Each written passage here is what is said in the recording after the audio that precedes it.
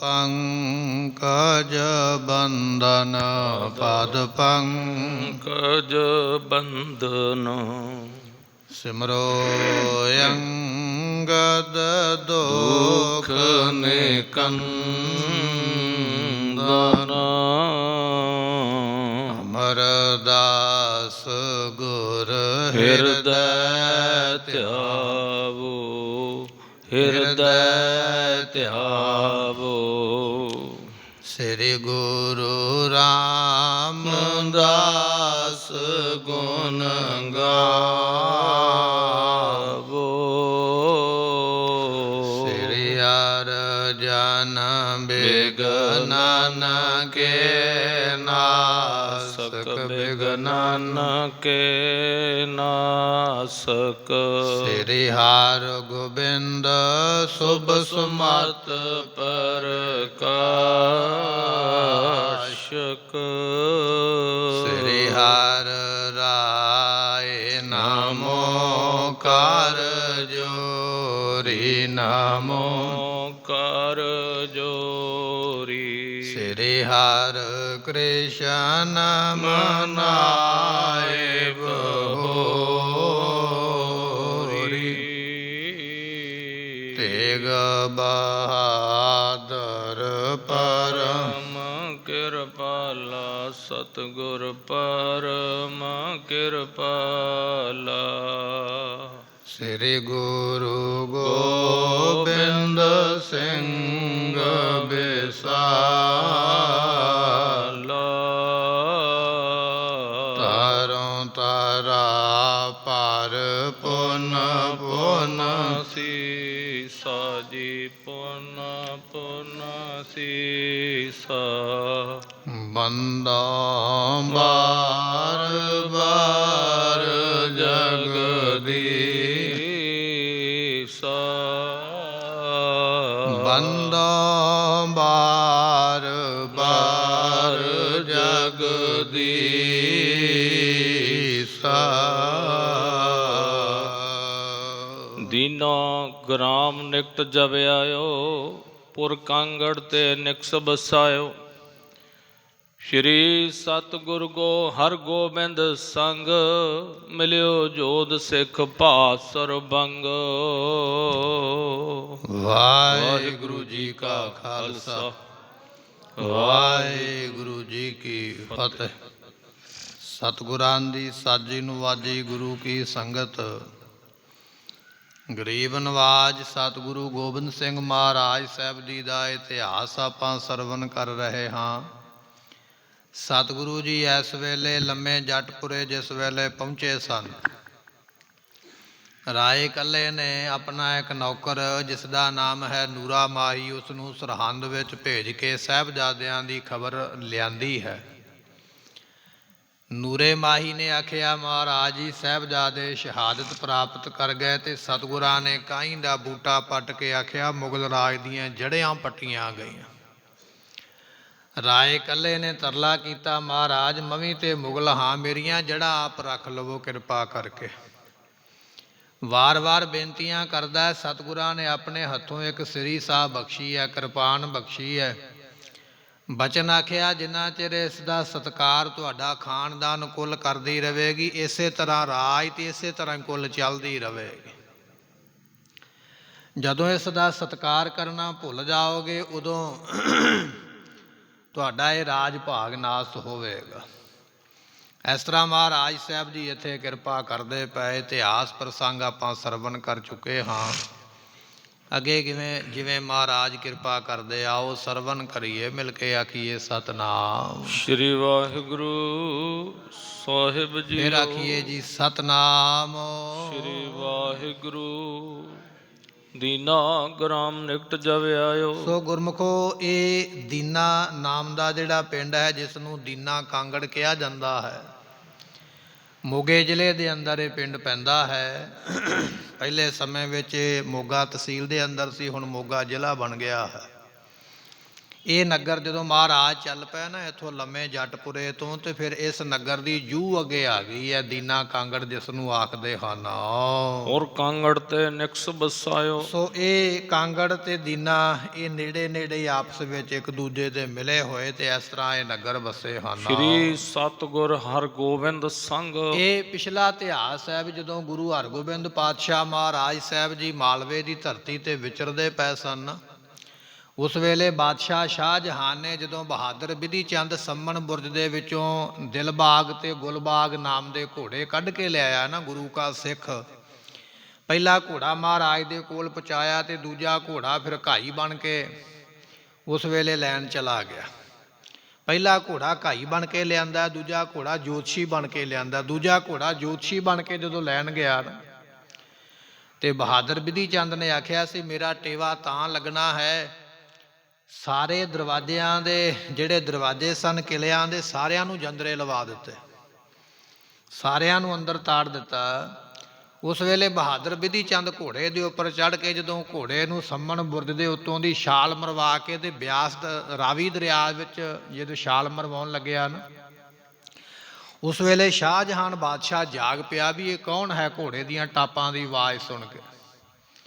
ਤੇ ਬਹਾਦਰ ਬਿਧੀ ਚੰਦ ਨੇ ਫਿਰ ਉੱਚੀ ਆਵਾਜ਼ ਦੇ ਵਿੱਚ ਆਖਿਆ ਸੀ ਮੈਂ ਗੁਰੂ ਹਰਗੋਬਿੰਦ ਮਹਾਰਾਜ ਦਾ ਸਿੱਖ ਹਾਂ, ਨਾਮ ਮੇਰਾ ਬਿਧੀ ਚੰਦ ਹੈ, ਇਹ ਘੋੜੇ ਮਹਾਰਾਜ ਦੇ ਨੇ, ਤੁਸੀਂ ਧੱਕੇ ਦੇ ਨਾਲ ਲਿਆਂਦੇ ਨੇ, ਮੈਂ ਲੈ ਚੱਲਿਆ ਹਾਂ, ਜੇ ਤੁਹਾਡੇ 'ਚ ਹਿੰਮਤ ਹੋਈ ਤੇ ਫਿਰ ਵਾਪਸ ਲੈ ਆਇਓ।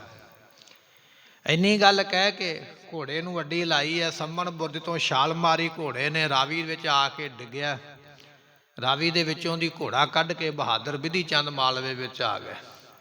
ਬਾਦਸ਼ਾਹ ਸ਼ਾਹਜਹਾਨ ਨੇ ਉਸੇ ਵੇਲੇ 35,000 ਦੀ ਫੌਜ, ਲਲਾ ਬੇਗ ਨਾਮ ਦਾ ਇੱਕ ਪਠਾਨ ਸੀ ਕਾਬਲ ਦਾ, ਉਹਨੂੰ ਦੇ ਕੇ ਤੋਰਿਆ ਵੀ ਜਾਓ ਗੁਰੂ ਗੋਬਿੰਦ ਸਿੰਘ ਗੁਰੂ ਹਰਗੋਬਿੰਦ ਮਹਾਰਾਜ ਜੀਆਂ ਨੂੰ ਕਤਲ ਕਰ ਦਿਓ, ਘੋੜਾ ਵਾਪਸ ਲੈ ਕੇ ਆਇਓ। ਇਹ ਲਲਾ ਬੇਗ ਵੱਡੀ ਫੌਜ ਲੈ ਕੇ ਗੁਰੂ ਕਾ ਮਹਾਰਾਜ ਨਗਰ ਹੈ ਮਾਲਵੇ ਦੇ ਵਿੱਚ, ਉੱਥੇ ਮਹਾਰਾਜ ਦੀ ਧਰਤੀ ਤੇ ਫਿਰ ਵੱਡਾ ਭਾਰੀ ਜੰਗ ਹੋਇਆ।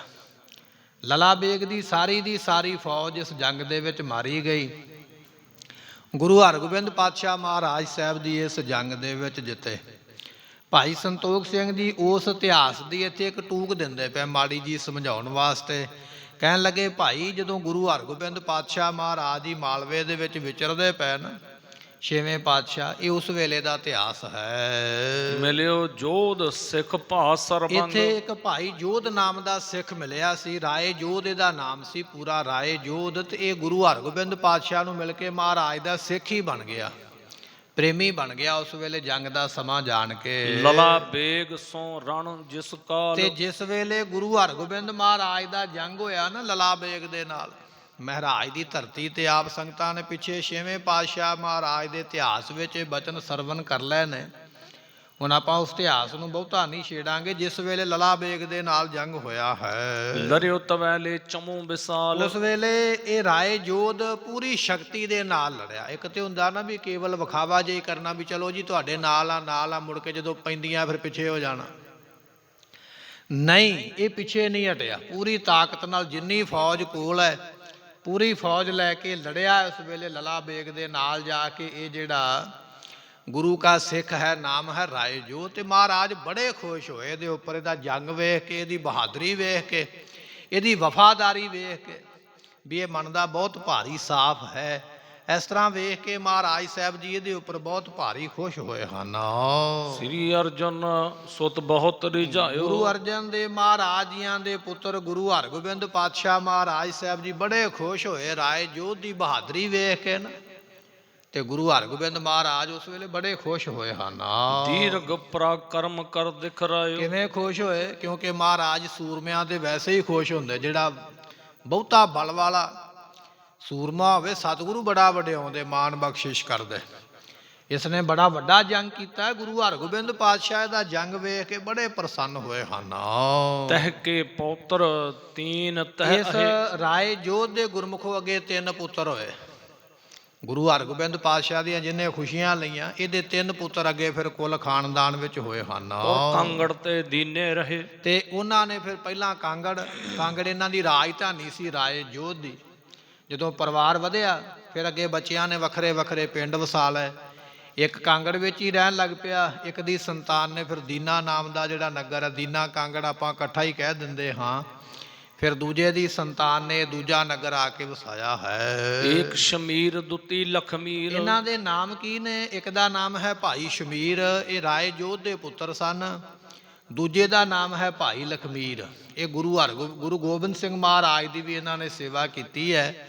ਆਪਾਂ ਇਤਿਹਾਸ ਵਿੱਚ ਬਚਨ ਸਰਵਣ ਕਰਿਆ, ਜਦੋਂ ਲਕੀਰਾਂ ਮਹਾਰਾਜ ਨੇ ਕਢਵਾਈਆਂ ਸੀ ਇਹਨਾਂ ਦੇ ਕੋਲੋਂ, ਆਖਿਆ ਸੀ ਪੁੱਤਰਾਂ ਦੇ ਆਉਣ ਦਾ ਤੇ ਪੁੱਤਰਾਂ ਦੇ ਜਾਣ ਦਾ ਕੋਈ ਗਮ ਨਹੀਂ ਹੈ। ਇਹ ਉਹ ਮਹਾਰਾਜ ਦੇ ਦੋਨੇ ਸਿੱਖ ਹਨ। ਤਖਤ ਮਲ ਤੀਸਰ ਮਤ ਤੇ ਧੀਰ। ਤੀਸਰੇ ਦਾ ਨਾਮ ਹੈ ਗੁਰਮੁਖੋ ਤਖਤੂ ਮਲ।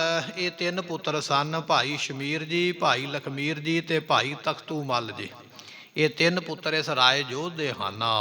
ਜਿਨ ਕੋ ਹੁਕਮ ਗ੍ਰਾਮ ਗਨ ਮਾਨੈ। ਗੁਰਮੁਖੋ ਏਡੇ ਵੱਡੇ ਇਹ ਸ਼ਾਹੂਕਾਰ ਸਨ, ਜਾਂ ਕਹਿ ਲਈਏ ਚੌਧਰੀ ਸਨ, ਵੀ ਪੂਰੇ ਪਿੰਡ ਇਹਨਾਂ ਦਾ ਹੁਕਮ ਮੰਨਦੇ ਸਨ। ਜਿਵੇਂ ਕੋਈ ਰਿਆਸਤ ਦਾ ਰਾਜਾ ਹੁੰਦਾ ਨਾ, ਜਿਵੇਂ ਮੰਨ ਲਓ ਕਿ ਫਰੀਦਕੋਟ ਰਿਆਸਤ ਹੈ ਜਾਂ ਕਰਪੂਥਲਾ ਰਿਆਸਤ ਹੈ, ਰਿਆਸਤਾਂ ਦੇ ਹੁਕਮ ਚੱਲਦੇ ਕਈ ਪਿੰਡਾਂ ਦੇ ਉੱਪਰ, ਇਸ ਤਰ੍ਹਾਂ ਇਹਨਾਂ ਦਾ ਹੁਕਮ ਚੱਲਦਾ ਸੀ। ਕਈ ਪਿੰਡ ਜਿਹੜੇ ਸਨ ਇਹਨਾਂ ਦਾ ਬਚਨ, ਇਹਨਾਂ ਦਾ ਹੁਕਮ ਮੰਨਦੇ ਹਨ। ਰਾਹਕ ਸਕਲ ਬਡੋ ਜਿਸ ਜਾਣੈ। ਇਹ ਵੱਡੇ ਜ਼ਿਮੀਂਦਾਰ ਸਨ, ਵੀ ਇਹਨਾਂ ਦੇ ਕੋਲ ਕਈ ਮਰਬੇ ਉਹਨਾਂ ਸਮਿਆਂ ਵਿੱਚ ਜ਼ਮੀਨ ਸੀਗੀ, ਕਈ ਮਰਬੇ ਜ਼ਮੀਨਾਂ ਦੇ, ਜਾਂ ਆਪਾਂ ਕਹਿ ਲਈਏ ਕਈ ਸੈਂਕੜੇ ਏਕੜ ਜ਼ਮੀਨਾਂ ਦੇ ਮਾਲਕ ਸਨ। ਵੱਡੇ ਭਾਰੀ ਇਹ ਜ਼ਮੀਨਾਂ ਜਾਇਦਾਦਾਂ ਦੇ ਵੱਡੇ ਮਾਲਕ, ਵੱਡੇ ਜ਼ਿਮੀਂਦਾਰ ਹਨ। ਤਿਨ ਕੇ ਪਾਸ ਏਕ ਨਰ ਗਇਓ। ਇਹਨਾਂ ਦੇ ਕੋਲ ਇੱਕ ਪਹੁੰਚਿਆ ਮਨੁੱਖ, ਭਾਈ ਸ਼ਮੀਰ ਤੇ ਲਖਮੀਰ ਦੇ ਕੋਲ ਨਾ ਇੱਕ ਮਨੁੱਖ ਉਸ ਵੇਲੇ ਪਹੁੰਚਿਆ ਹੈ। ਤੇ ਪਹੁੰਚਨ ਗੁਰ ਰੁਖ ਲਖ ਲਇਓ। ਤੇ ਉਸ ਵੇਲੇ ਤਹ ਪਹੁੰਚਨ ਗੁਰ ਰੁਖ ਲਖ ਲਇਓ। ਜਦੋਂ ਉਹ ਵਿਅਕਤੀ ਪਹੁੰਚਿਆ ਨਾ, ਤੇ ਇਹਨਾਂ ਨੇ ਗੁਰੂ ਪਾਤਸ਼ਾਹ ਦਾ ਰੁਖ ਜਾਣ ਲਿਆ ਉਸ ਵੇਲੇ, ਵੀ ਮਹਾਰਾਜ ਸਾਹਿਬ ਜੀ ਕੀ ਚਾਹੁੰਦੇ ਹਨ। ਤੈ ਸਭ ਹਨ ਸੁਨ ਖਬਰ ਸੁਨਾਈ। ਉਸ ਵੇਲੇ ਸਾਰਿਆਂ ਨੂੰ ਖਬਰ ਸੁਣਾਈ। ਭਾਈ ਲਖਮੀਰ ਤੇ ਸ਼ਮੀਰ ਨੇ ਨਾ ਇਹ ਖਬਰ ਸਾਰੇ ਇਲਾਕੇ ਵਿੱਚ ਆਪਣੇ ਬੰਦਿਆਂ ਨੂੰ, ਮਦਦਗਾਰਾਂ ਨੂੰ ਸੁਣਾਈ ਹੈ। ਕਨ ਤੁਰਕਨ ਸਨ ਕੀਨ ਲੜਾਈ। ਕੀ ਦੱਸਿਆ? ਕਹਿਣ ਲੱਗੇ ਵੀ ਗੁਰੂ ਗੋਬਿੰਦ ਸਿੰਘ ਮਹਾਰਾਜ ਨੇ ਮੁਗਲਾਂ ਦੇ ਨਾਲ ਬੜੀ ਭਾਰੀ ਲੜਾਈ ਕੀਤੀ, ਬੜਾ ਵੱਡਾ ਜੰਗ ਕੀਤਾ ਹੈ। ਇਹ ਦੱਸਿਆ, ਇਹ ਬਚਨ ਕਿਹਾ ਉਸ ਵੇਲੇ ਵੀ ਗੁਰੂ ਗੋਬਿੰਦ ਸਿੰਘ ਮਹਾਰਾਜ ਜੀ ਆਪਣੇ ਇਲਾਕੇ ਨੂੰ, ਆਪਣੇ ਪਤਵੰਤਿਆਂ ਨੂੰ, ਮਿੱਤਰਾਂ ਨੂੰ, ਮਦਦਗਾਰਾਂ ਨੂੰ ਦੱਸਿਆ। ਭਾਈ ਲਖਮੀਰ ਤੇ ਸ਼ਮੀਰ ਨੇ ਇਹ ਰਾਏ ਜੋਧ ਦੇ ਪੁੱਤਰ ਸਨ। ਗੁਰਮੁਖੋ ਰਾਏ ਜੋਧ ਗੁਰੂ ਹਰਗੋਬਿੰਦ ਪਾਤਸ਼ਾਹ ਮਹਾਰਾਜ ਦਾ ਬੜਾ ਭਾਰੀ ਸ਼ਰਧਾਲੂ ਸਿੱਖ ਹੋਇਆ। ਇਹਨਾਂ ਨੇ ਫਿਰ ਦੱਸਿਆ ਉਸ ਵੇਲੇ ਪੋਤਰਿਆਂ ਨੇ ਵੀ ਗੁਰੂ ਗੋਬਿੰਦ ਸਿੰਘ ਮਹਾਰਾਜ ਨੇ ਇਸ ਵੇਲੇ ਮੁਗਲਾਂ ਦੇ ਨਾਲ ਬੜਾ ਵੱਡਾ ਜੰਗ ਕੀਤਾ ਹੈ। ਸ਼੍ਰੀ ਹਰਗੋਬਿੰਦ ਸਿੰਘ ਇਤਿ ਆਏ। ਤੇ ਸ੍ਰੀ ਗੁਰੂ ਗੋਬਿੰਦ ਸਿੰਘ ਮਹਾਰਾਜ ਇਸ ਪਾਸੇ ਆਏ ਨੇ। ਉਧਰੋਂ ਗੁਰੂ ਗੋਬਿੰਦ ਸਿੰਘ ਮਹਾਰਾਜ ਪਹੁੰਚ ਗਏ ਸਨ। ਦੀਨਾ ਨਾਮ ਦਾ ਜਿਹੜਾ ਨਗਰ ਹੈ ਨਾ, ਇਹਦੀ ਜੂਹ ਦੇ ਨੇੜੇ ਮਹਾਰਾਜ ਪਹੁੰਚ ਗਏ। ਉਧਰੋਂ ਇਹਨਾਂ ਨੇ ਦੱਸਿਆ ਵੀ ਇੱਧਰ ਪਾਤਸ਼ਾਹ 10ਵੇਂ ਗੁਰੂ ਗੋਬਿੰਦ ਸਿੰਘ ਮਹਾਰਾਜ ਆਏ ਹਨ। ਆਪਨ ਗ੍ਰਾਮ ਕੇ ਅਬ ਨੀਰ ਆਏ। ਤੇ ਆਪਣੇ ਪਿੰਡ ਦੇ ਨੇੜੇ ਆ ਗਏ। ਹੁਣ ਆਪਾਂ ਨੂੰ ਕੋਈ ਜਾਣਦਾ ਪਛਾਣਦਾ ਹੋਵੇ, ਆਪਣੇ ਨੇੜੇ ਆਵੇ, ਆਪਾਂ ਨੂੰ ਚਾਹੁੰਦੇ ਹਾਂ ਨਾ ਮਿਲ ਕੇ ਜਾਵੇ। ਇਹ ਤੇ ਦੁਨਿਆਵੀ ਰਿਸ਼ਤਾ ਹੈ। ਪਰ ਇਹ ਮਹਾਰਾਜ ਦੇ ਸਿੱਖ ਨੇ ਜਦੋਂ ਪਤਾ ਲੱਗਾ ਵੀ ਸਾਡੇ ਗੁਰੂ ਪਾਤਸ਼ਾਹ ਸਾਡੇ ਇਲਾਕੇ ਵਿੱਚ ਆਏ ਨੇ, ਹੁਣ ਚਾਹੁੰਦੇ ਨੇ ਵੀ ਜੇ ਮਹਾਰਾਜ ਸਾਡੇ ਇਲਾਕੇ 'ਚ ਆਏ ਤੇ ਫਿਰ ਸਾਡੇ ਕੋਲ ਵੀ ਆਉਣ। ਇਹ ਚਾਹੁੰਦੇ ਨੇ ਵੀ ਪਾਤਸ਼ਾਹ ਸਾਡੇ ਘਰ ਵਿੱਚ ਚਰਨ ਪਾਉਣਾ ਕਰਨ। ਜਾਣੈ ਕੌਣ ਜਾਹੇ ਕਿਸ ਗ੍ਰਾਮ। ਹੁਣ ਕੌਣ ਜਾਣਦਾ ਕਿ ਮਹਾਰਾਜ ਨੇ ਕਿਸ ਪਾਸੇ ਜਾਣਾ? ਨਾ ਪਾਣੀ ਦੇ ਵਗਣ ਦਾ ਕੋਈ ਸੁਭਾਅ ਜਾਣ ਸਕਦਾ ਵੀ ਪਾਣੀ ਨੇ ਕਿੱਧਰ ਨੂੰ ਰਾਹ ਬਣਾ ਲੈਣਾ, ਨਾ ਸਾਧੂ ਦਾ ਕੋਈ ਪਤਾ ਲਾ ਸਕਦਾ ਵੀ ਸਾਧੂ ਨੇ ਕਿੱਧਰ ਨੂੰ ਚਲੇ ਜਾਣਾ ਹੈ। ਇਹ ਲਖਮੀਰ ਤੇ ਸ਼ਮੀਰ ਜਿਹੜੇ ਨੇ ਆਪਣੇ ਬੰਦਿਆਂ ਨਾਲ ਸਲਾਹਾਂ ਕਰਦੇ, ਕੀ ਪਤਾ ਮਹਾਰਾਜ ਨੇ ਕਿੱਧਰ ਨੂੰ ਆਪਣੇ ਘੋੜੇ ਦੀ ਲਗਾਮ ਖਿੱਚ ਲੈਣੀ ਹੈ, ਪਾਤਸ਼ਾਹ ਨੇ ਕਿੱਧਰ ਨੂੰ ਚਲੇ ਜਾਣਾ ਹੈ। ਹੁਣ ਮਹਾਰਾਜ ਨੇੜੇ ਆਏ ਨੇ, ਮੌਕਾ ਨਹੀਂ ਜਾਣ ਦੇਣਾ ਚਾਹੀਦਾ, ਕਿਸੇ ਬਹਾਨੇ ਸੇਵਾ ਕਰੀਏ। ਉਤਰਹਿ ਕਿਸ ਰਾਹਕ ਬਰ ਧਾਮੂ। ਪਤਾ ਨਹੀਂ ਮਹਾਰਾਜ ਕਿਹੜੇ ਜ਼ਿਮੀਂਦਾਰ ਕੋਲ ਜਾਣਗੇ, ਕਿਹੜੇ ਚੌਧਰੀ ਕੋਲ ਜਾਣਗੇ, ਕਿਹੜੇ ਕਿਸੇ ਵੱਡੇ ਸੂਰਮੇ ਕੋਲ ਜਾਣਗੇ। ਉਹਨਾਂ ਸਮਿਆਂ ਦੇ ਵਿੱਚ ਸੇਵਾ ਕਰਨੀ ਸਾਰਿਆਂ ਦੇ ਵੱਸ ਦੀ ਗੱਲ ਨਹੀਂ ਹੈ। ਇਸ ਵੇਲੇ ਮੁਗਲਾਂ ਦੇ ਨਾਲ ਵੱਡਾ ਭਾਰੀ ਵੈਰ ਪੈ ਚੁੱਕਿਆ, ਵੱਡਾ ਜੰਗ ਹੋਇਆ ਮਹਾਰਾਜ ਦਾ। ਹਰੇਕ ਬੰਦੇ ਵਿੱਚ ਇਹ ਸਮਰੱਥਾ ਨਹੀਂ ਹੈ ਵੀ ਗੁਰੂ ਗੋਬਿੰਦ ਸਿੰਘ ਪਾਤਸ਼ਾਹ ਨੂੰ ਆਪਣੇ ਕੋਲ ਰੱਖ ਕੇ ਸੇਵਾ ਕਰ ਸਕੇ। ਲੋਕਾਂ ਨੂੰ ਮੁਗਲਾਂ ਦਾ ਡਰ ਵੀ ਹੈ, ਪਰ ਕੋਈ ਵੱਡਾ ਹੀ ਹੋਵੇਗਾ, ਪਹੁੰਚ ਵਾਲਾ, ਹਿੰਮਤ ਵਾਲਾ, ਜਾਂ ਗੁਰੂ ਦਾ ਆਪਾਂ ਕਹਿ ਲਈਏ ਸੱਚਾ ਸਿੱਖ ਸ਼ਰਧਾਲੂ ਜਿਹੜਾ ਆਖੇ ਕਿ ਕੋਈ ਗੱਲ ਨਹੀਂ ਜੋ ਹੋਵੇ। ਜਿਵੇਂ ਡੱਲੇ ਨੂੰ ਚਿੱਠੀ ਪਾਈ ਸੀ ਨਾ ਵਜ਼ੀਰ ਖਾਨ ਨੇ ਵੀ ਡੱਲਿਆ ਗੁਰੂ ਗੋਬਿੰਦ ਸਿੰਘ ਨੂੰ ਫੜਾ ਦੇ, ਖਾਣੇ ਵਿੱਚ ਜ਼ਹਿਰ ਦੇ ਦੇ ਜਾਂ ਸੁੱਤਿਆਂ ਹੀ ਕਤਲ ਕਰ ਦੇ, ਜਿੰਨੀ ਜਗੀਰ ਚਾਹਵੇਂਗਾ ਮਿਲੇਗੀ, ਜੋ ਚਾਹਵੇਂਗਾ ਇਨਾਮ ਖਨਾਮ ਮਿਲਣਗੇ। ਤੇ ਚਿੱਠੀ ਵਿੱਚ ਇਹ ਵੀ ਲਿਖਿਆ ਗਿਆ ਵੀ ਜੇ ਸਾਡਾ ਕਹਿਣਾ ਨਾ ਮੰਨਿਆ ਤੇਰੇ ਤੇ ਤੇਰੇ ਪਰਿਵਾਰ ਨੂੰ ਛੱਡਾਂਗੇ ਨਹੀਂ, ਕਤਲ ਕਰ ਦਿਆਂਗੇ। ਤੇ ਉਸ ਵੇਲੇ ਭਾਈ ਡੱਲੇ ਨੇ ਚਿੱਠੀ ਦਾ ਜਵਾਬ ਦਿੱਤਾ ਸੀ ਵਜ਼ੀਰ ਖਾਨ ਨੂੰ, ਸਰਹੰਦ ਦੇ ਸੂਬੇਦਾਰ ਨੂੰ, ਵੀ ਮੇਰਾ ਭਾਵੇਂ ਪਰਿਵਾਰ ਨਾ ਰਵੇ ਤੇ ਭਾਵੇਂ ਮੈਂ ਨਾ ਰਵਾਂ, ਜਿੰਨਾ ਚਿਰ ਮੈਂ ਜਿਉਂਦਾ ਮੇਰੇ ਸਰੀਰ ਵਿੱਚ ਸਾਹ ਚੱਲਦੇ ਪਏ ਮੈਂ ਗੁਰੂ ਪਾਤਸ਼ਾਹ ਦੇ ਨੇੜੇ ਨਹੀਂ ਕਿਸੇ ਨੂੰ ਆਉਣ ਦਿਆਂਗਾ। ਇਸ ਤਰ੍ਹਾਂ ਦੇ ਵੀ ਹੋਏ ਮਹਾਰਾਜ ਦੇ ਸੇਵਾਦਾਰ। ਹੁਣ ਗੁਰੂ ਗੋਬਿੰਦ ਸਿੰਘ ਮਹਾਰਾਜ ਜੀ ਇਸ ਵੇਲੇ ਦੀਨਾ ਕਾਂਗੜ ਮੋਗੇ ਜ਼ਿਲ੍ਹੇ ਦੇ ਅੰਦਰ ਇਹ ਪਿੰਡ ਪੈਂਦੇ ਨੇ, ਉੱਥੇ ਪਾਤਸ਼ਾਹ ਪਹੁੰਚੇ ਤੇ ਉੱਥੋਂ ਦੇ ਵੱਡੇ ਸਰਦਾਰ ਨੇ ਭਾਈ ਲਖਮੀਰ ਤੇ ਸ਼ਮੀਰ ਸੋਚਦੇ ਪਏ, ਕਹਿੰਦੇ ਮਹਾਰਾਜ ਇਹ ਨਾ ਹੋਵੇ ਕਿਤੇ ਹੋਰ ਰਸਤੇ ਆਸੇ ਪਾਸੇ ਅੱਗੇ ਨਿਕਲ ਜਾਣ, ਸੇਵਾ ਕਰਨ ਦਾ ਮੌਕਾ ਹੈ, ਜਾਣ ਨਹੀਂ ਦੇਣਾ ਚਾਹੀਦਾ ਉਚਿਤ ਹੈ ਤੁਮਕੋ ਅਗਵਾਈ। ਤੇ ਸਾਨੂੰ ਚਾਹੀਦਾ ਹੁਣ ਉਚਿਤ ਹੋ ਕੇ ਅਗਵਾਈ ਕਰਨੀ, ਅੱਗੋਂ ਲਿਆਉਣਾ, ਮਹਾਰਾਜ ਨੂੰ ਜੀ ਆਇਆਂ ਕਹਿਣਾ, ਲੋੜ ਮੁਤਾਬਕ ਉਹਨਾਂ ਦੀ ਸੇਵਾ ਕਰਨੀ, ਸੁੱਖ ਸਹੂਲਤਾਂ ਦੇਣੀਆਂ ਜੋ ਚਾਹੀਦੀਆਂ ਨੇ, ਇਹ ਉਚਿਤ ਹੈ, ਇਸ ਵੇਲੇ ਯੋਗ ਹੈ, ਇਹ ਸੇਵਾ ਕਰਨੀ ਤੇ ਚਾਹੀਦੀ ਹੈ। ਮਿਲੋ ਜਾਏ ਲੈ ਨਰ ਸਮੁਦਾਇ। ਇਸ ਕਰਕੇ ਚੱਲੀਏ, ਇੱਕ ਦੋ ਨਹੀਂ, ਪਿੰਡਾਂ ਦੀ ਪੰਚਾਇਤ ਹੀ ਇਕੱਠੀ ਕਰ ਲਈ, ਬਹੁਤੇ ਲੋਕ ਇਕੱਠੇ ਕਰ ਲਏ, ਚਲੋ ਭਾਈ ਸਾਡੇ ਗੁਰੂ ਪਾਤਸ਼ਾਹ ਆ ਰਹੇ ਨੇ, ਚਲੋ ਉਹਨਾਂ ਦਾ ਸਤਿਕਾਰ ਕਰੀਏ, ਨਮਸਕਾਰ ਕਰੀਏ, ਨਾਲੇ ਸਾਰੇ ਬੇਨਤੀ ਕਰਾਂਗੇ ਨਾ। ਤੇ ਸੰਗਤ ਦਾ ਬਚਨ ਮਹਾਰਾਜ ਕਦੇ ਮੋੜਦੇ ਨਹੀਂ। ਇੱਕ ਸਿੱਖ ਨੂੰ ਤੇ ਮਹਾਰਾਜ ਕਹਿ ਦੇਣਗੇ ਵੀ ਚਲੋ ਕੋਈ ਨਹੀਂ ਸਮਾਂ ਆਵੇਗਾ, ਪਰ ਸੰਗਤ ਦਾ ਬਚਨ ਨਹੀਂ ਮੋੜਦੇ ਮਹਾਰਾਜ। ਆਪਾਂ ਸਾਰੇ ਸੰਗਤੀ ਰੂਪ ਦੇ ਵਿੱਚ ਚੱਲੀਏ, ਸਾਰੇ ਜਾਣੇ ਤਰਲਾ ਕਰੀਏ ਵੀ ਮਹਾਰਾਜ ਜਿਵੇਂ ਜਾਣਦੇ ਹੋ ਨਿਵਾਜੋ ਸਾਡੀ ਇਸ ਧਰਤੀ ਨੂੰ, ਮਹਾਰਾਜ ਨੂੰ ਕਹਿਣਾ ਕਰੀਏ। ਸੁਣਤ ਸ਼ਮੀਰ ਭਰਾਤ ਲਖਮੀਰ। ਉਸ ਵੇਲੇ ਸੁਣਿਆ ਬਚਨ ਭਾਈ ਸ਼ਮੀਰ ਨੇ ਤੇ ਇਹਦੇ ਭਰਾ ਲਖਮੀਰ ਨੇ, ਜਦੋਂ ਦੋਨਾਂ ਨੇ ਬਚਨ ਸੁਣੇ ਵੀ ਗੁਰੂ ਪਾਤਸ਼ਾਹ ਸਾਡੇ ਇਲਾਕੇ ਵਿੱਚ ਆ ਗਏ ਹਨ, ਪੂਰਨ ਤਿਆਰ ਭਏ ਮਤ ਧੀਰ। ਇਹ ਬੜੇ ਸਿਆਣੀ ਮਤ ਵਾਲੇ ਸਿੱਖ ਉਸੇ ਵੇਲੇ ਤਿਆਰ ਹੋ ਗਿਆ, ਘੋੜਿਆਂ ਨੂੰ ਕਾਠੀਆਂ ਪਾਈਆਂ, ਨੌਕਰਾਂ ਨੂੰ ਆਖਿਆ ਛੇਤੀ ਘੋੜੇ ਤਿਆਰ ਕਰਕੇ ਲਿਆਓ, ਇਸ ਤੋਂ ਪਹਿਲਾਂ ਕਿ ਗੁਰੂ ਪਾਤਸ਼ਾਹ ਆਪਣਾ ਰਸਤਾ ਬਦਲ ਦੇਣ, ਕਿਸੇ ਹੋਰ ਪਾਸੇ ਚਲੇ ਜਾਣ, ਅਸੀਂ ਆਪਣੇ ਨਗਰ ਵਿੱਚ ਲਿਆ ਕੇ ਸੇਵਾ ਕਰਾਂਗੇ। ਗੁਰਮੁਖੋ ਇਹ ਉਹ ਨਗਰ ਹੈ ਜਿੱਥੇ ਗੁਰੂ ਗੋਬਿੰਦ ਸਿੰਘ ਮਹਾਰਾਜ ਨੇ ਬੈਠ ਕੇ ਜਫਰਨਾਮਾ ਲਿਖਿਆ ਹੈ। ਇਹ ਇਤਿਹਾਸ ਆਪਾਂ ਸਰਵਨ ਕਰਨ ਜਾ ਰਹੇ ਹਾਂ। ਇਹਨਾਂ ਸਿੱਖਾਂ ਨੇ ਆਖਿਆ ਇਹ ਨਾ ਹੋਵੇ ਮਹਾਰਾਜ ਕਿਸੇ ਹੋਰ ਪਾਸੇ ਤੁਰ ਪੈਣ, ਆਪਣੇ ਨਗਰ ਲਿਆਈਏ, ਸੇਵਾ ਕਰੀਏ, ਪਰ ਇਹ ਨਗਰ ਗੁਰਮੁਖੋ ਇਤਿਹਾਸ ਵਿੱਚ ਚਮਕਦਾ ਰਹੇਗਾ, ਕਿਉਂਕਿ ਜਫਰਨਾਮੇ ਦਾ ਇਤਿਹਾਸ ਸਿੱਖਾਂ ਵਿੱਚ ਚੱਲਦਾ ਹੀ ਰਹੇਗਾ। ਤੇ ਜਿੰਨਾ ਚਿਰ ਜਫਰਨਾਮੇ ਦਾ ਇਤਿਹਾਸ ਆਪਾਂ ਸੁਣਦੇ ਰਵਾਂਗੇ, ਜਿਸ ਜਫਰਨਾਮੇ ਨੂੰ ਪੜ੍ਹ ਕੇ ਔਰੰਗਜ਼ੇਬ ਮਰਿਆ ਹੈ, ਮੁਗਲਾਂ ਦੇ ਬਾਦਸ਼ਾਹ ਔਰੰਗਜ਼ੇਬ ਨੂੰ ਕਲਮ ਨਾਲ ਮਾਰਤਾ ਗੋਬਿੰਦ ਸਿੰਘ ਨੇ, ਕਿਸੇ ਕਵੀ ਨੇ ਲਿਖਿਆ, ਜਿਹੜਾ ਕਦੇ ਕਿਸੇ ਦੀ ਤਲਵਾਰ ਤੋਂ ਨਹੀਂ ਨਾ ਮਰਿਆ। ਗੁਰੂ ਗੋਬਿੰਦ ਸਿੰਘ ਨੇ ਕਲਮ ਦੇ ਨਾਲ ਅੱਖਰ ਹੀ ਇਹੋ ਜਿਹੇ ਲਿਖੇ, ਬਰਦਾਸ਼ਤ ਨਹੀਂ ਕਰ ਸਕਿਆ, ਸਹਿ ਨਹੀਂ ਸਕਿਆ ਤੇ ਮਰ ਗਿਆ ਉਸ ਵੇਲੇ ਔਰੰਗਾ।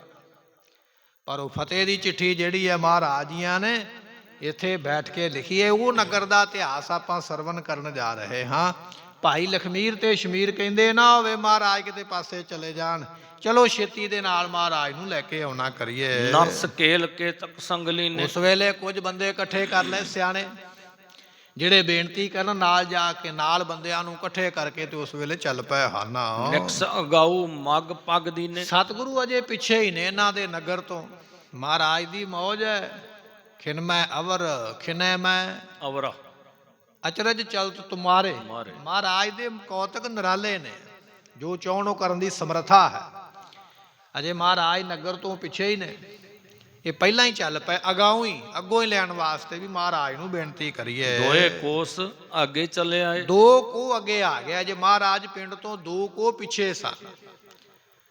ਇਸ ਤੋਂ ਪਹਿਲਾਂ ਕਿ ਪਾਤਸ਼ਾਹ ਕੋਈ ਹੋਰ ਰਸਤਾ ਲੈ ਕੇ ਤੁਰ ਪੈਂਦੇ, 2 ਕੋਹ ਅੱਗੋਂ ਆ ਕੇ ਦੋਨੇ ਲਖਮੀਰ ਤੇ ਭਾਈ ਸ਼ਮੀਰ ਮਹਾਰਾਜ ਸਾਹਿਬ ਜੀ ਨੂੰ ਮਿਲੇ ਹਨ। ਨਾ ਵਸਤ ਉਹ ਪਾਇਨ ਲਿਆਏ। ਸਤਿਗੁਰੂ ਪਾਤਸ਼ਾਹ ਵਾਸਤੇ ਮੱਥਾ ਟੇਕਣ ਵਾਸਤੇ ਬੜੀਆਂ ਸੋਹਣੀਆਂ ਭੇਟਾਂ ਲੈ ਕੇ ਆਏ। ਵੀ ਗੁਰੂ ਪਾਤਸ਼ਾਹ ਜਿਹੜੇ ਨੇ ਸਾਡੀ ਭੇਟਾ ਵੇਖ ਕੇ, ਕਿਉਂਕਿ ਭੇਟਾ ਤੋਂ ਗੁਰਮੁਖੋ ਸਿੱਖ ਦੀ ਸਿੱਖੀ ਦਾ ਪਤਾ ਲੱਗਦਾ। ਭਾਵੇਂ ਕਿ ਇਹ ਬਚਨ ਹੈ ਵੀ ਪ੍ਰਮਾਤਮਾ ਜਿਹੜਾ ਉਹ ਮਾਇਆ ਦਾ ਭੁੱਖਾ ਨਹੀਂ ਹੈ।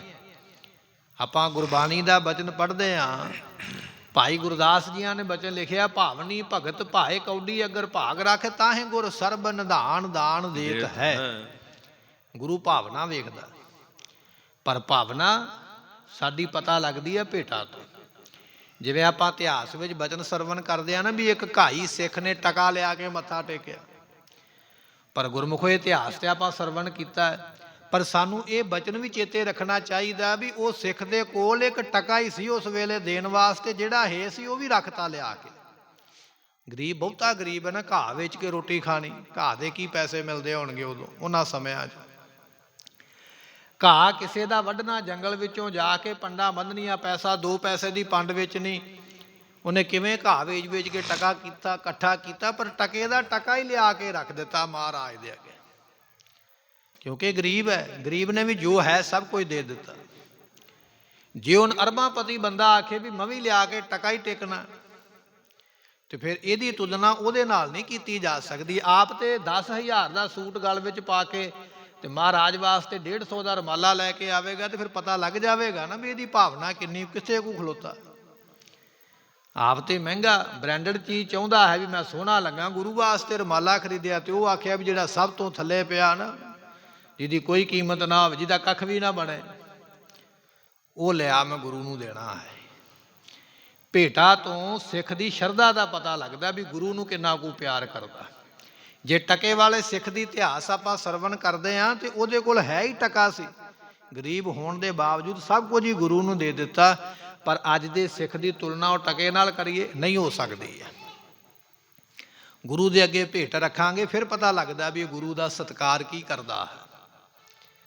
ਇਹ ਸਿੱਖ ਦੀ ਭਾਵਨਾ ਦਾ, ਸਿੱਖ ਦੀ ਸ਼ਰਧਾ ਦਾ ਪਤਾ ਲੱਗਦਾ। ਜੇ ਅਸੀਂ ਆਪਣੇ ਗਲ ਵਿੱਚ ਸੋਹਣਾ ਬਸਤਰ ਪਾਉਣਾ ਚਾਹੁੰਦੇ ਹਾਂ, ਸੋਹਣਾ ਜੁੱਤਾ ਪਾਉਣਾ ਚਾਹੁੰਦੇ ਹਾਂ, ਤੇ ਚੰਗੀਆਂ ਥਾਵਾਂ ਤੇ ਆਉਣਾ ਜਾਣਾ ਚਾਹੁੰਦੇ, ਚੰਗੀ ਗੱਡੀ ਦਾ ਸਫ਼ਰ ਚਾਹੁੰਦੇ ਹਾਂ, ਤੇ ਗੁਰੂ ਵਾਸਤੇ ਜੇ ਅਸੀਂ ਆਖੀਏ ਵੀ ਲੋੜ ਹੀ ਕੋਈ ਨਹੀਂ, ਮਹਾਰਾਜ ਤੇ ਨਿਰਵੈਰ ਨੇ, ਨਿਰਲੇਪ ਨੇ, ਤੇ ਉਹਨਾਂ ਨੂੰ ਕੁਝ ਵੀ ਲਿਆ ਕੇ ਭੇਟ ਨਾ ਕਰੀਏ, ਫਿਰ ਇਹਦਾ ਮਤਲਬ ਇਹ ਹੈ ਵੀ ਤੇਰੇ ਵਿੱਚ ਸ਼ਰਧਾ ਨਹੀਂ ਹੈ, ਤੇਰੇ ਵਿੱਚ ਭਰੋਸਾ ਨਹੀਂ ਗੁਰੂ ਦੇ ਉੱਪਰ।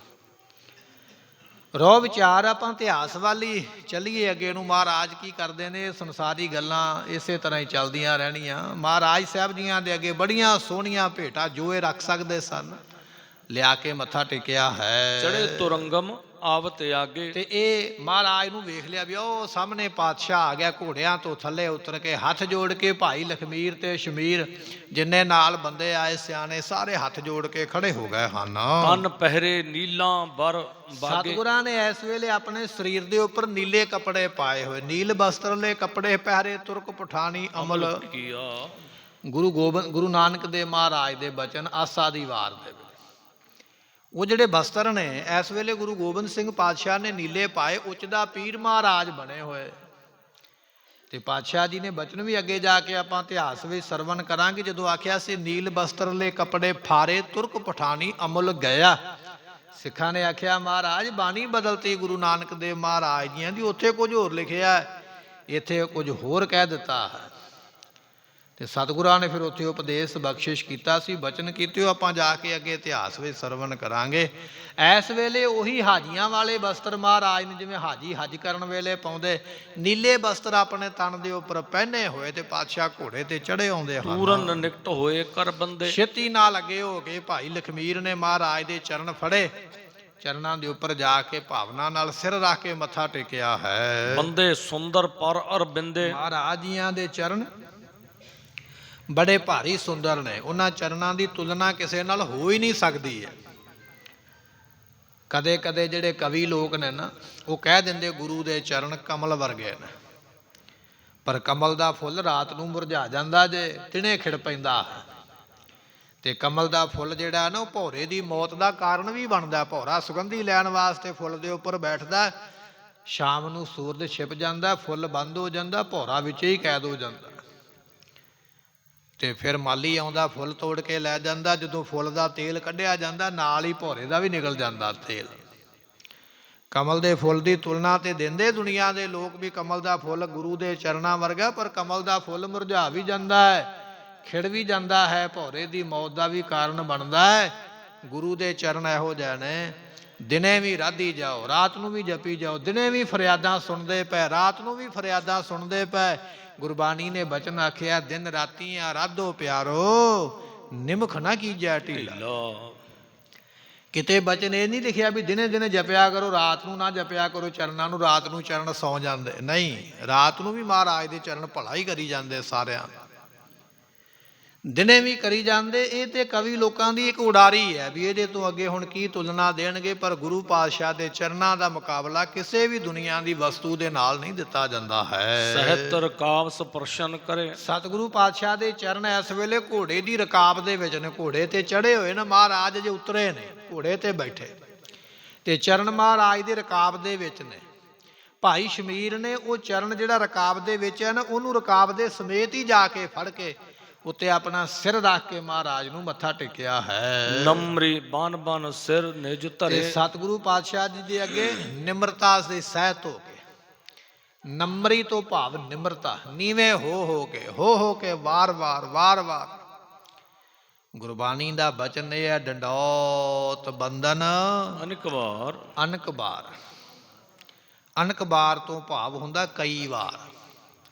ਗੁਰੂ ਨੂੰ ਡੰਡੌਤ ਕਰ, ਨਮਸਕਾਰ ਕਰ, ਮੱਥਾ ਟੇਕ। ਕਿੰਨੀ ਵਾਰ ਟੇਕ? ਕਹਿੰਦੇ ਅਨਕ ਬਾਰ, ਕਰੀ ਚੱਲ, ਮੱਥਾ ਟੇਕੀ ਚੱਲ। ਹੋ ਸਕਦਾ ਕਿਹੜਾ ਮੱਥਾ ਕਿਹੜੇ ਵੇਲੇ ਟੇਕਿਆ ਪ੍ਰਵਾਨ ਹੋ ਜਾਏ। ਬੰਦਨਾ, ਹਰ ਬੰਦਨਾ ਨਾਮ ਵੀ ਤੇ ਨਮਸਕਾਰ ਦਾ ਹੀ ਹੈ। ਨਮਸਕਾਰ ਕਰ ਗੁਰੂ ਕਿਆ ਸਿੱਖਾ। ਜਿੰਨੇ ਵਾਰੀ ਹੋ ਸਕਦਾ ਹੈ ਗੁਰੂ ਦੇ ਅੱਗੇ ਸਿਰ ਝੁਕਾਇਆ ਕਰ, ਤੇਰਾ ਸਿਰ ਸਫਲਾ ਹੋ ਜਾਏਗਾ। ਫਰੀਦਾ ਜੋ ਸਿਰ ਸਾਈਂ ਨਾ ਨਿਵੈ, ਸੋ ਸਿਰ ਕੀਜੈ ਕਾਹੇ, ਕੁੰਨੇ ਹੇਠ ਜਲਾਈਐ ਬੋਲਣ ਸੰਧੈ ਥਾਏ। ਜਿਹੜਾ ਸਿਰ ਗੁਰੂ ਅੱਗੇ ਝੁਕਿਆ ਨਹੀਂ, ਫਰੀਦ ਸਾਹਿਬ ਜੀ ਕਹਿਣ ਲੱਗੇ ਉਹ ਤੇ ਸਾਗ ਦੀ ਤੌੜੀ ਦੇ ਥੱਲੇ ਲੱਕੜਾਂ ਦੀ ਥਾਂ ਤੇ ਬਾਲ ਹੀ ਦਈਏ, ਫਿਰ ਕੀ ਕਰਨਾ ਉਹ ਸਿਰ ਦਾ। ਸਤਿਗੁਰ ਆਗੈ ਸੀਸ ਭੇਟ ਦਿਓ, ਜੇ ਸਤਿਗੁਰ ਸੱਚ ਹੈ। ਗੁਰਬਾਣੀ ਦੇ ਮਾਂ ਵਾਕ ਨੇ। ਗੁਰੂ ਦੇ ਚਰਨਾਂ ਤੇ ਵਾਰ-ਵਾਰ ਨਮਸਕਾਰ ਕਰ। ਨਮਸਕਾਰ ਤਾਕੋ ਲੱਖ ਬਾਰ। ਇਹ ਵੀ ਗੁਰਬਾਣੀ ਦਾ ਹੀ ਬਚਨ ਹੈ, ਲੱਖਾਂ ਵਾਰੀ ਕਰੀਏ ਨਮਸਕਾਰ।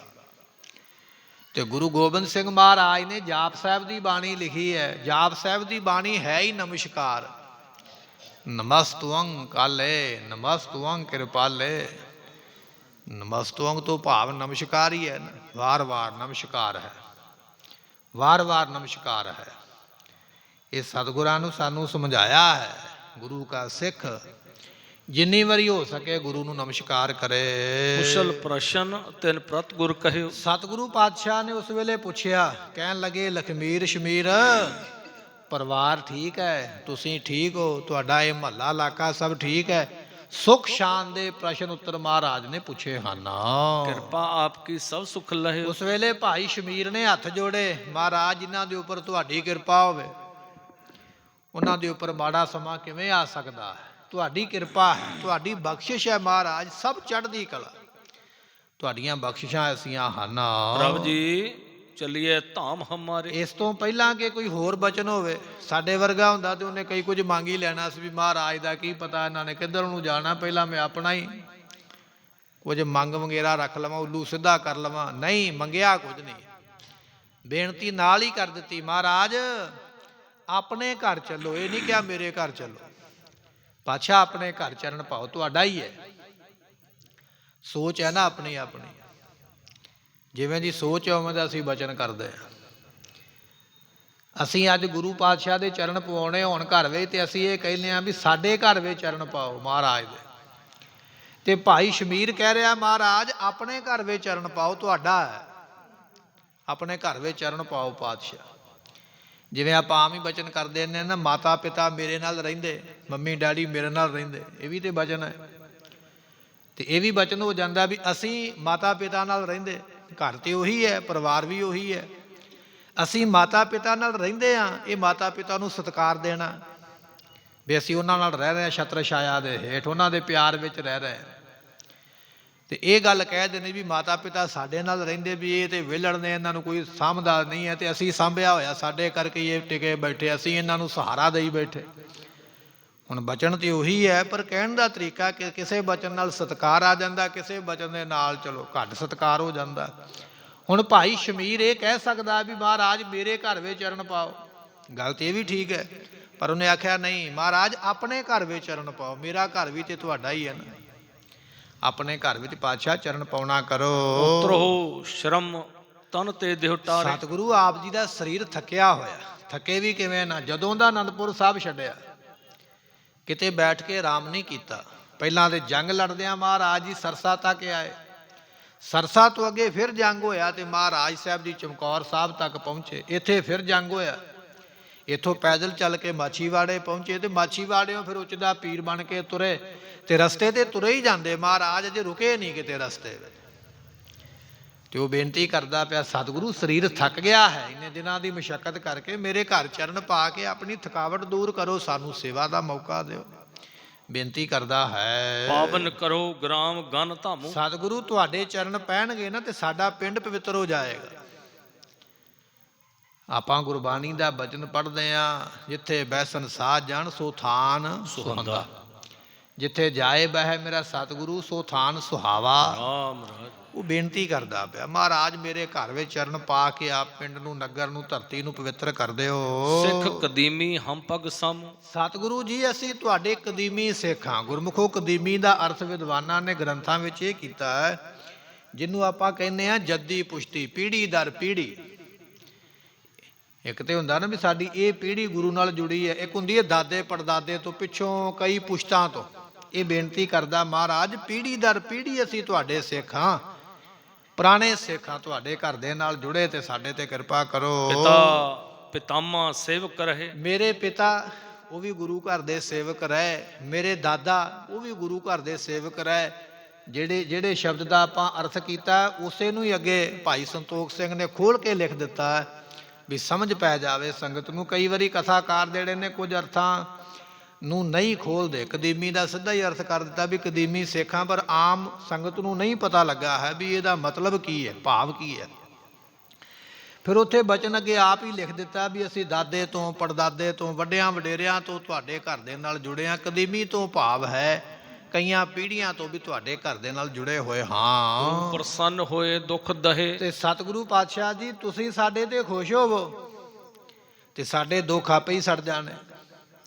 ਤੇ ਸ਼ੁਰੂ ਤੋਂ ਤੁਸੀਂ ਸਾਡੇ ਤੇ ਖੁਸ਼ ਹੀ ਰਹੇ ਹੋ। ਗੁਰੂ ਹਰਗੋਬਿੰਦ ਪਾਤਸ਼ਾਹ ਨੇ ਬੜੀਆਂ ਬਖਸ਼ਿਸ਼ਾਂ ਕੀਤੀਆਂ ਤੇ ਮਾਲਵੇ ਦੇ ਵਿੱਚ ਚਰਨ ਤੇ ਗੁਰੂ ਹਰਿਰਾਏ ਪਾਤਸ਼ਾਹ ਨੇ ਵੀ ਪਾਏ ਨੇ, ਉਹਨਾਂ ਨੇ ਵੀ ਬੜੀਆਂ ਖੁਸ਼ੀਆਂ ਕੀਤੀਆਂ। ਮਾਲਵੇ ਵਿੱਚ ਚਰਨ ਤੇ ਗੁਰੂ ਤੇਗ ਬਹਾਦਰ ਪਾਤਸ਼ਾਹ ਨੇ ਵੀ ਪਾਏ ਨੇ, ਉਹਨਾਂ ਨੇ ਵੀ ਬੜੀਆਂ ਖੁਸ਼ੀਆਂ ਕੀਤੀਆਂ। ਮਹਾਰਾਜ ਜਿਨ੍ਹਾਂ ਤੇ ਤੁਹਾਡੀ ਪ੍ਰਸੰਨਤਾ ਹੋਵੇ ਉਹਨਾਂ ਦੇ ਦੁੱਖ ਆਪੇ ਹੀ ਸੜ ਜਾਂਦੇ ਹਨ। ਸਿੱਖਣ ਤੇ ਕਿਰਪਾ ਨਿਧਾਨਾ। ਮਹਾਰਾਜ ਸਾਹਿਬ ਜੀ ਨੇ ਸੁਣਿਆ ਨਾ ਬਚਨ, ਮਹਾਰਾਜ ਭਾਵਨਾ ਵੇਖਦੇ, ਭਾਵਨਾ ਵੇਖੀ, ਸ਼ਰਧਾ ਵੇਖੀ ਭਾਈ ਸ਼ਮੀਰ ਦੀ, ਇਹਦਾ ਪਿਆਰ ਵੇਖਿਆ, ਨਿਮਰਤਾ ਵੇਖੀ। ਜਦੋਂ ਕਿਰਪਾ ਦੇ ਨਿਧਾਨ, ਕਿਰਪਾ ਦੇ ਦਾਤੇ, ਦਇਆ ਕਰਨ ਵਾਲੇ ਸਤਿਗੁਰੂ ਬਚਨ ਸੁਣਦੇ ਹਨ। ਹੇਤ ਸੁਚੇਤੀ ਬਾਕ ਬਖਾਨਾ। ਸਤਿਗੁਰੂ ਪਾਤਸ਼ਾਹ ਨੇ ਸਰੀਰ ਦੀ ਸੁਚੇਤੀ ਕਰਨ ਵਾਸਤੇ ਉਸ ਵੇਲੇ ਬਚਨ ਕੀਤਾ। ਸੁਚੇਤੀ ਤੋਂ ਭਾਵ ਹੁੰਦਾ ਵੀ ਜਿਵੇਂ ਆਪਾਂ ਕਹਿੰਦੇ ਪੰਜ ਇਸ਼ਨਾਨਾ ਕਰਨਾ, ਜਲ ਪਾਣੀ ਛਕਣਾ, ਦਾਤਨ ਕੁਰਲਾ ਕਰਨਾ, ਇਸ ਤਰ੍ਹਾਂ ਫਿਰ ਮਹਾਰਾਜ ਬਚਨ ਆਖੇ ਹਨ। ਤੁਰਕਨ ਸੰਗ ਹਮਾਰੋ ਬਾਦਾ। ਮਹਾਰਾਜ ਕਹਿਣ ਲੱਗੇ ਭਾਈ ਸ਼ਮੀਰ ਸਾਡਾ ਜਿਹੜਾ ਹੈ ਨਾ ਤੁਰਕਾਂ ਦੇ ਨਾਲ ਬਾਦਾ ਕਹੀਏ ਝਗੜਾ ਹੈ। ਪਿਛਲੀ ਪੰਕਤੀ ਫਿਰ ਪੜੋ। ਤੁਰਕਨ ਸੰਗ ਹਮਾਰੋ ਬਾਦਾ। ਇਦੋਂ ਪਹਿਲੇ ਵਾਲੀ। ਹੇਤ ਸੁਚੇਤੀ ਬਾਕ ਬਖਾਨਾ। ਸਤਿਗੁਰੂ ਪਾਤਸ਼ਾਹ ਮਹਾਰਾਜ ਜੀ ਸੁਚੇਤੀ ਦਾ ਦੂਜਾ ਅਰਥ ਕੀਤਾ ਵਿਦਵਾਨਾਂ ਨੇ, ਜਿਹਨੂੰ ਆਪਾਂ ਕਹਿੰਦੇ ਸਾਵਧਾਨ ਕਰਨਾ ਕਿਸੇ ਨੂੰ। ਤੇ ਮਹਾਰਾਜ ਸਾਹਿਬ ਜੀ ਉਸ ਵੇਲੇ ਬਚਨ ਕਰਦੇ ਹਨ। ਤੁਰਕਨ ਸੰਗ ਹਮਾਰੋ ਬਾਦਾ। ਕਹਿਣ ਲੱਗੇ ਸ਼ਮੀਰ ਸਾਡਾ ਮੁਗਲਾਂ ਨਾਲ ਜੰਗ ਹੁੰਦਾ ਪਿਆ, ਇਹ ਨਾ ਹੋਵੇ ਤੁਹਾਨੂੰ ਪਤਾ ਨਾ ਹੋਵੇ, ਤੁਸੀਂ ਕੱਲ ਨੂੰ ਆਖੋ ਵੀ ਮਹਾਰਾਜ ਸਾਨੂੰ ਤੇ ਪਤਾ ਹੀ ਨਹੀਂ ਸੀ, ਅਸੀਂ ਤੇ ਫਸ ਗਏ ਐਵੇਂ ਪੰਗਾ ਲੈ ਕੇ। ਤੁਹਾਡੀ ਜਾਣਕਾਰੀ ਵਾਸਤੇ ਬਚਨ ਦੱਸ ਦਈਏ ਵੀ ਸਾਡਾ ਮੁਗਲਾਂ ਦੇ ਨਾਲ ਇਸ ਵੇਲੇ ਜੰਗ ਹੁੰਦਾ ਪਿਆ, ਪਹਿਲਾਂ ਚਮਕੌਰ ਤੇ ਫਿਰ ਉਸ ਤੋਂ ਪਹਿਲਾਂ ਅਨੰਦਪੁਰ ਸਾਹਿਬ, ਅਜੇ ਅੱਗੇ ਵੀ ਹੋਣਾ ਹੈ। ਮੁਕਤਸਰ ਸਾਹਿਬ ਦੀ ਧਰਤੀ ਤੇ ਜਾ ਕੇ ਵੀ ਮਹਾਰਾਜ ਨੇ ਲੜਨਾ ਨੇ ਇਹਨਾਂ ਦੇ ਨਾਲ। ਉਹ ਬਚਨ ਦੱਸਦੇ ਪਏ ਵੀ ਸਾਡਾ ਇਹਨਾਂ ਨਾਲ ਭਾਰੀ ਝਗੜਾ ਹੈ, ਪਰੇ ਅਦਕ ਸੰਗਰਾਮ ਵਿਖਾਦਾ। ਤੇ ਸਾਡੇ ਬੜੇ ਝਗੜੇ ਇਹਨਾਂ ਨਾਲ ਪਏ ਨੇ। 14 ਜੰਗ ਗੁਰੂ ਗੋਬਿੰਦ ਸਿੰਘ ਮਹਾਰਾਜ ਨੇ ਲੜੇ ਨੇ ਮੁਗਲਾਂ ਦੇ ਨਾਲ ਤੇ ਰਾਜਪੂਤ ਰਾਜਿਆਂ ਦੇ ਨਾਲ। ਤੇ ਸਤਿਗੁਰੂ ਕਹਿੰਦੇ ਵੀ ਇਹ ਵਿਖਾਦ ਝਗੜਾ ਤੇ ਸ਼ੁਰੂ ਤੋਂ ਹੀ ਚੱਲਿਆ ਆਉਂਦਾ ਵੀ ਸਾਡਾ ਤੇ ਇਹਨਾਂ ਦੇ ਨਾਲ ਕਿਤੇ ਨਾ ਕਦੇ ਦੋ ਦੋ ਹੱਥ ਹੁੰਦੇ ਰਹਿੰਦੇ ਹਨ। ਸੋ ਹਾਕਮ ਤੁਮ ਹੋ ਨਿਤ ਰਈਅਤ। ਤੇ ਮਹਾਰਾਜ ਨੇ ਸਮਝਾਇਆ। ਪਾਤਸ਼ਾਹ ਕਹਿਣ ਲੱਗੇ ਸਾਡੇ ਨਾਲ ਸ਼ਰਧਾ ਰੱਖਣੀ ਠੀਕ ਹੈ, ਪਰ ਇੱਕ ਗੱਲ ਧਿਆਨ ਰੱਖੋ, ਤੁਸੀਂ ਉਹ ਪਰਜਾ, ਮੁਗਲਾਂ ਦਾ ਰਾਜ ਹੈ ਇਸ ਵੇਲੇ, ਇਹ ਨਾ ਹੋਵੇ ਸਾਡੀ ਸੇਵਾ ਕਰਕੇ ਤੁਸੀਂ ਨਾ ਫਸ ਜਾਇਓ। ਮਹਾਰਾਜ ਸਾਵਧਾਨ ਕਰਦੇ ਪਏ, ਸੁਚੇਤੀ ਸਾਵਧਾਨ ਕਰਨਾ। ਠੀਕ ਹੈ, ਅਸੀਂ ਤੁਹਾਡੇ ਗੁਰੂ ਹਾਂ, ਤੁਸੀਂ ਸਾਡੇ ਸਿੱਖ ਹੋ, ਤੁਹਾਡੀ ਭਾਵਨਾ ਹੈ ਸੇਵਾ ਕਰਨ ਦੀ, ਪਰ ਇਹ ਗੱਲ ਰੱਖ ਲਓ ਆਪਣੀ ਜਾਣਕਾਰੀ ਦੇ ਵਿੱਚ ਵੀ ਤੁਸੀਂ ਮੁਗਲਾਂ ਦੀ ਇਸ ਵੇਲੇ ਪਰਜਾ ਹੋ। ਤੁਹਾਨੂੰ ਜਿੰਨੀਆਂ ਜਗੀਰਾਂ ਮਿਲੀਆਂ, ਪਿੰਡ ਮਿਲੇ, ਅਹੁਦੇ ਮਿਲੇ, ਨੌਕਰੀਆਂ ਮਿਲੀਆਂ, ਸਭ ਮੁਗਲਾਂ ਦੀਆਂ ਦਿੱਤੀਆਂ ਹੋਈਆਂ, ਤੇ ਸਾਡਾ ਉਹਨਾਂ ਨਾਲ ਵਿਰੋਧ ਹੈ। ਅੱਜ ਤੁਸੀਂ ਸਾਡੇ ਨਾਲ ਖੜੋਗੇ, ਤੁਹਾਡਾ ਮੁਗਲਾਂ ਨਾਲ ਵੈਰ ਪੈ ਜਾਣਾ। ਹੋ ਸਕਦਾ ਜ਼ਮੀਨਾਂ ਜਾਇਦਾਦਾਂ ਤੁਹਾਡੀਆਂ ਖੁੱਸ ਜਾਣ, ਜ਼ਬਤ ਕੀਤੀਆਂ ਜਾਣ ਸਰਕਾਰ ਵੱਲੋਂ। ਇਸ ਕਰਕੇ ਸੋਚ ਕੇ ਇਹ ਫੈਸਲਾ ਕਰੋ, ਸਾਨੂੰ ਲਿਜਾਣਾ ਸਰਕਾਰ ਦੇ ਨਾਲ ਬਗਾਵਤ ਕਰਨੀ ਹੈ, ਸਰਕਾਰ ਦੇ ਵਿਰੁੱਧ ਜਾਣਾ, ਇਹ ਤੁਸੀਂ ਵੇਖੋ ਵੀ ਕੀ ਕਰਨਾ ਹੈ। ਸੋ ਹਾਕਮ ਉਹ ਮੁਗਲ ਨੇ, ਮਾਲਕ ਹੈ ਇਸ ਵੇਲੇ ਦੇਸ਼ ਦੇ, ਤੇ ਤੁਸੀਂ ਉਹਨਾਂ ਦੀ ਰਈਅਤ ਹੋ, ਪਰਜਾ ਹੋ, ਤੇ ਤੁਹਾਡੇ ਜਿਹੜੇ ਹਾਕਮ ਨੇ ਉਹਨਾਂ ਨਾਲ ਸਾਡਾ ਜੰਗ ਹੈ, ਵੈਰ ਹੈ, ਤੇ ਜੇ ਸਾਡੇ ਤੁਸੀਂ ਬਣੋਗੇ ਤੇ ਤੁਹਾਡੇ ਨਾਲ ਵੀ ਉਹਨਾਂ ਦਾ ਵੈਰ ਪੈ ਜਾਣਾ ਹੈ। ਨਰੋ ਨ ਕੁਛ ਕਰ ਅਦਕ ਜਮਈਅਤ। ਤੇ ਸਤਿਗੁਰੂ ਪਾਤਸ਼ਾਹ ਕਹਿਣ ਲੱਗੇ ਬਹੁਤੀ ਸੈਨਾ ਲੈ ਕਰ ਕੁਛ ਲੜ ਨਹੀਂ ਸਕਦੇ ਤੁਸੀਂ। ਉਹਨਾਂ ਨੂੰ ਦੱਸਿਆ ਲਖਮੀਰ ਤੇ ਸ਼ਮੀਰ ਨੂੰ ਵੀ ਚਲੋ ਮੰਨ ਲਓ ਵੀ ਤੁਹਾਡੇ ਕੋਲ ਸੂਰਮੇ ਹੋਣਗੇ, ਫੌਜ ਹੋਵੇਗੀ, ਚੰਗੀ ਗੱਲ ਹੈ, ਪਰ ਇੰਨੀ ਕੁ ਫੌਜ ਲੈ ਕੇ ਤੁਸੀਂ ਐਡੇ ਵੱਡੇ ਬਾਦਸ਼ਾਹ ਨਾਲ ਲੜ ਨਹੀਂ ਜੇ ਸਕਦੇ। ਸਾਡੇ ਵਾਸਤੇ ਇੰਨਾ ਵੱਡਾ ਕੰਮ ਤੁਹਾਡੇ ਕੋਲੋਂ ਨਹੀਂ ਹੋਣਾ ਹੈ। ਧਰੋ ਤਰਾਸ ਨ ਬਲ ਸੰਭਾ। ਤੇ ਸਤਿਗੁਰੂ ਪਾਤਸ਼ਾਹ ਕਹਿਣ ਲੱਗੇ ਤੁਸੀਂ ਡਰ ਰੱਖੋ ਮੁਗਲਾਂ ਦਾ, ਤੇ ਆਪਣਾ ਬਲ ਜਿਹੜਾ ਉਹਨੂੰ ਸਾਂਭ ਕੇ ਰੱਖੋ, ਸਾਡੇ ਵਾਲੇ ਪਾਸੇ ਨਾ ਆਉਣਾ ਕਰੋ। ਕਿਮ ਹਮ ਕੋ ਨਿਜ ਸਦਨ ਉਤਾਰੋ। ਤੇ ਸਤਿਗੁਰੂ ਪਾਤਸ਼ਾਹ ਕਹਿਣ ਲੱਗੇ ਸਾਨੂੰ ਆਪਣੇ ਘਰ ਵਿੱਚ ਕਿਉਂ ਲਿਜਾਣਾ ਚਾਹੁੰਦੇ ਜੀ? ਭਾਈ ਸ਼ਮੀਰ, ਇਹ ਬਲ ਦੀ ਅੱਗ ਹੈ, ਇਹਦੇ ਵਿੱਚ ਹੱਥ ਨਾ ਪਾ, ਨੁਕਸਾਨ ਵੀ ਹੋ ਸਕਦਾ, ਸੇਕ ਵੀ ਲੱਗੇਗਾ। ਜੇ ਤੁਸੀਂ ਇਹ ਗੱਲ ਕਹਿ ਦਿਓ ਵੀ ਮਹਾਰਾਜ ਸਾਡੇ ਕੋਲ ਵੀ ਫੌਜ ਹੈ, ਅਸੀਂ ਲੜਾਂਗੇ ਮੁਗਲਾਂ ਨਾਲ, ਕਿੰਨਾ ਕੁ ਲੜੋਗੇ? ਉਧਰ ਤੇ ਲੱਖਾਂ ਦੀ ਗਿਣਤੀ ਵਿੱਚ ਫੌਜ ਹੈ, ਤੁਹਾਡੇ ਕੋਲ 5, 10, 20 ਹਜ਼ਾਰ ਹੋਵੇਗੀ, ਤੁਹਾਡੇ ਕੋਲੋਂ ਮੱਥਾ ਨਹੀਂ ਲਾਇਆ ਜਾਣਾ ਸਰਕਾਰ ਦੇ ਨਾਲ। ਇਸ ਕਰਕੇ ਪਹਿਲਾਂ ਚੰਗੀ ਤਰ੍ਹਾਂ ਸੋਚ ਲਓ ਵੀ ਜੇ ਲੈ ਕੇ ਜਾਣਾ ਤੇ ਉਹਦਾ ਅੱਗੇ ਖਮਿਆਜਾ ਕੀ ਹੋਵੇਗਾ, ਇਹ ਤੁਹਾਨੂੰ ਸਮਝਣਾ ਪੈਣਾ ਹੈ। ਸੁਣ ਕਰ ਜੋਰ ਸਰ ਪੁਨ ਕਹੈ। ਜਦੋਂ ਮਹਾਰਾਜ ਸਾਹਿਬ ਜੀਆਂ ਨੇ ਬਚਨ ਆਖਿਆ ਨਾ, ਤੇ ਜਿੰਨੇ ਆਏ ਸਨ ਨਾ ਨਾਲ ਨਗਰ ਦੇ ਇਲਾਕੇ ਦੇ ਲੋਕ, ਸਾਰਿਆਂ ਨੇ ਹੱਥ ਜੋੜੇ ਤੇ ਧੰਨ ਗੁਰੂ ਗੋਬਿੰਦ ਸਿੰਘ ਮਹਾਰਾਜ ਜੀਆਂ ਨੂੰ ਕਹਿਣ ਲੱਗੇ ਹਨ, ਅਬ ਰਾਬਰ ਕੀ ਸ਼ਰਨੀ ਅਹੈ। ਕਹਿਣ ਲੱਗੇ ਮਹਾਰਾਜ ਕਿਹੜਾ ਰਾਜਾ ਤੇ ਕਿਹੜਾ ਰਾਜ?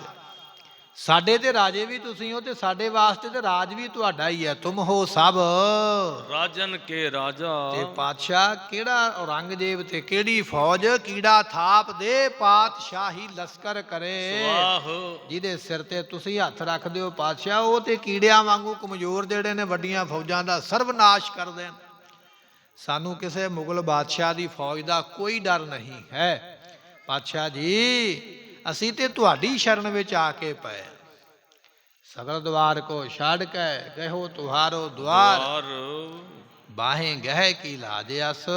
ਗੋਬਿੰਦ ਦਾਸ ਤੁਹਾਡੀ ਸ਼ਰਨ ਵਿੱਚ ਪਏ ਪਾਤਸ਼ਾਹ, ਦਾਸ ਬਣ ਕੇ ਕਿਰਪਾ ਕਰੋ ਸਦਨ ਪਵਿੱਤਰ। ਜਦੋਂ ਮਹਾਰਾਜ ਨੇ ਸਾਵਧਾਨ ਹੋਣ ਵਾਸਤੇ ਆਖਿਆ ਨਾ, ਤੇ ਉਸ ਵੇਲੇ ਫਿਰ ਇਹਨਾਂ ਨੇ ਹੱਥ ਜੋੜੇ, ਮਹਾਰਾਜ ਅਸੀਂ ਸਾਵਧਾਨ ਹੋ ਗਏ, ਅਸੀਂ ਘਰੋਂ ਹੀ ਸਾਵਧਾਨ ਹੋ ਕੇ ਆਏ ਹਾਂ, ਸਾਨੂੰ ਪਹਿਲਾਂ ਹੀ ਪਤਾ, ਸਾਨੂੰ ਕੋਈ ਡਰ ਨਹੀਂ ਹੈ ਮੁਗਲਾਂ ਦਾ, ਤੇ ਕੋਈ ਡਰ ਨਹੀਂ ਫੌਜ ਦਾ, ਨਾ ਹੀ ਸਾਨੂੰ ਮੋਹ ਹੈ ਜਗੀਰਾਂ ਦਾ।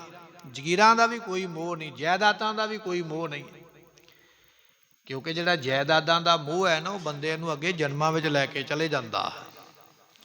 ਸਤਿਗੁਰੂ ਸਾਨੂੰ ਨਹੀਂ ਮੋਹ ਹੈ, ਅਸੀਂ ਤੇ ਹੁਣੇ ਸਭ ਕੁਝ ਛੱਡਣ ਨੂੰ ਤਿਆਰ ਹਾਂ, ਪਰ ਤੁਸੀਂ ਕਿਰਪਾ ਕਰੋ ਸਾਡੇ ਘਰ ਵਿੱਚ ਆਪ ਚਰਨ ਪਾਉਣਾ ਕਰੋ। ਚਲਿੱਤਰ ਹੈ ਚਿੱਤਰ ਵਿਚਿੱਤਰਾ। ਮਹਾਰਾਜ ਤੁਹਾਡੇ ਜਿਹੜੇ ਚਲਿੱਤਰ ਕੌਤਕ ਨੇ ਨਾ, ਉਹ ਵਿਚਿੱਤਰਾ, ਬੜੇ ਹੈਰਾਨ ਕਰਨ ਵਾਲੇ ਤੁਸੀਂ ਕੰਮ ਕਰਦੇ ਹੋ ਪਾਤਸ਼ਾਹ। ਇਹ ਤੇ ਤੁਹਾਡੇ ਵਾਸਤੇ ਖੇਡ ਹੈ। ਕਿਹੜਾ ਮੁਗਲ ਬਾਦਸ਼ਾਹ ਜਿਹੜਾ ਤੁਹਾਡੇ ਨਾਲ ਮੱਥਾ ਲਾ ਸਕੇ? ਤੁਸੀਂ ਚਾਹੋ ਹਰਨ ਭਰਨ ਜਾਕਾ ਨੇਤਰ ਫੋਰ, ਇਹ ਸਮਰੱਥਾ ਹੈ ਤੁਹਾਡੇ ਵਿੱਚ। ਦੁਨੀਆ ਦਾ ਬੰਦਾ ਨਿਰੰਕਾਰ ਦੇ ਨਾਲ ਥੋੜੀ ਮੱਥਾ ਲਾ ਸਕਦਾ, ਨਹੀਂ ਲਾਇਆ ਜਾ ਸਕਦਾ। ਪਾਤਸ਼ਾਹ ਇਹ ਤੇ ਤੁਹਾਡੇ ਕੌਤਕ ਨੇ, ਇਹਨਾਂ ਕੌਤਕਾਂ ਨੂੰ ਸੰਸਾਰੀ ਲੋਕ ਨਹੀਂ ਸਮਝ ਸਕਦੇ ਹਨ। ਇਸ ਕਰਕੇ ਬਚਨ ਇਹ ਹੈ, ਸੈਦ ਖਾਨ ਪਠਾਨ ਚੜ੍ਹ ਕੇ ਆਇਆ ਸੀ ਨਾ, ਬਾਦਸ਼ਾਹ ਔਰੰਗਜ਼ੇਬ ਨੇ ਭੇਜਿਆ ਜਿੰਨੀ ਫੌਜ ਚਾਹੀਦੀ ਹੈ ਲੈ ਜਾ। 50,000 ਦੀ ਫੌਜ ਇਕੱਠੀ ਕਰਕੇ ਚੱਲ ਪਿਆ, ਗੁਰੂ ਗੋਬਿੰਦ ਸਿੰਘ ਪਾਤਸ਼ਾਹ ਨੂੰ ਫੜ ਕੇ ਲਿਆਉਣਾ। ਤੇ ਚਲਦਿਆਂ ਚਲਦਿਆਂ ਸਢੌਰੇ ਨਗਰ ਪਹੁੰਚ ਗਿਆ। ਸਢੌਰੇ ਨਗਰ ਦੇ ਵਿੱਚ ਇਹਦੀ ਭੈਣ ਵਿਆਹੀ ਹੋਈ ਹੈ ਪੀਰ ਬੁੱਧੂ ਸ਼ਾਹ ਦੇ ਵੱਲ।